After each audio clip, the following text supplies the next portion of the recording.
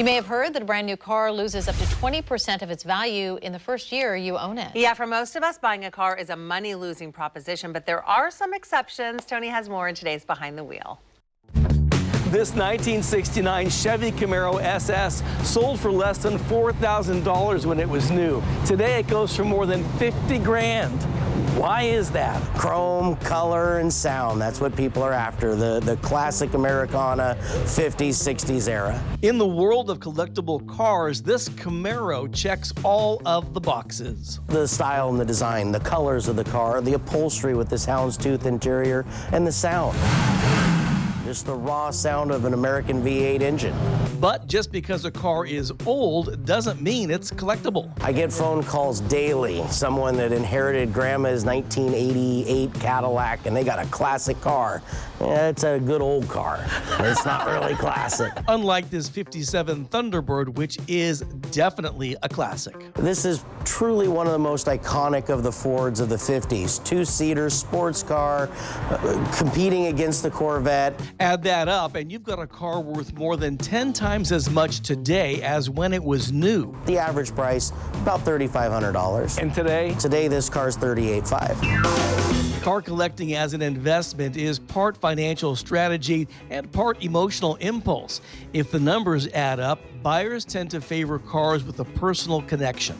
It's sentimental. There's got to be a reason for somebody to want a car like this. Like wanting to own a piece of history or reconnect with your past. People buy what they remember, what they wanted or they couldn't afford when they were kids. And in the process, you're making an investment. A car like this would have sold new in 1934 around $895. Today, $69,500. Obviously, investment brings risk. This 1927 Model T is 95 years old. Very, very collectible up until about the mid-90s. Today, it's worth about $7,000, but each year there are fewer buyers left who still want it, which means this antique may start to lose value in the years to come. Late 50s to mid-60s, the Chevelles, the Mustangs, that's your prime collector marketplace today. Younger generation, 55 to 65, and they are spending money for them. Now remember, before you get your hopes up too high, a lot goes into making a car collectible besides just age. In fact, in most cases, an old car is just an old car, unless it's this one. I'm Tony Martinez, Fox 12, Oregon.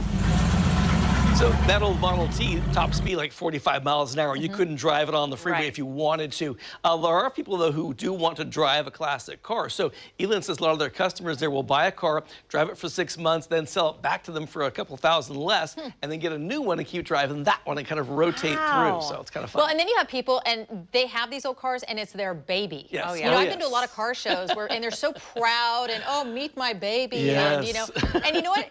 Good on them, and that's their life. It's Absolutely, a real community. It is a community. That car looks good on you, Tony. Oh, thank you.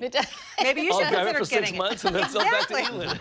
That's what I was thinking. That was a really neat piece. I enjoyed it. Thank you very much. And you said they love it when people come and look at the cars. They are the best. Yeah. So my son sent me a link to a 1975 Subaru Wagon. Is that just an old car? Probably. It would depend on the miles, Yeah. but yeah. When I wrote back and said, Sam, that car's almost as old as I am. You don't want that.